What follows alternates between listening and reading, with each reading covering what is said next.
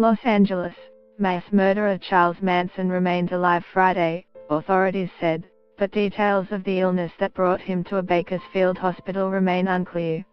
Vicki Waters, a spokeswoman with the California Department of Corrections and Rehabilitation, said the department would only say that Manson was still living but could not provide any further details.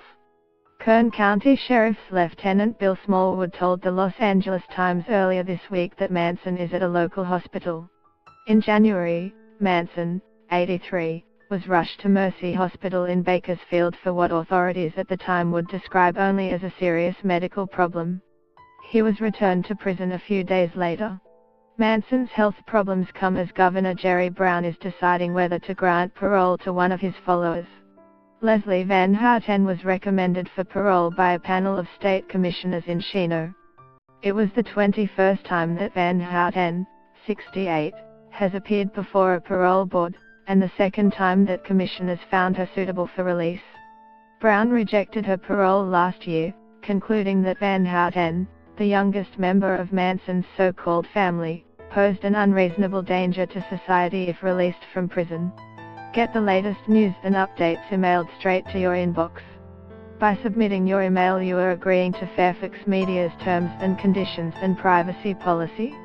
Manson and members of his family of followers were convicted of killing actress Sharon Tate and 6 other people during a bloody rampage in the Los Angeles area in August 1969.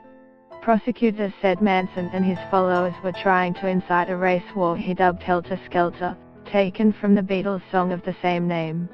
Tate, the wife of director Roman Polanski, was 8 months pregnant when she was killed at her hilltop home in Benedict Canyon on August 9, 1969.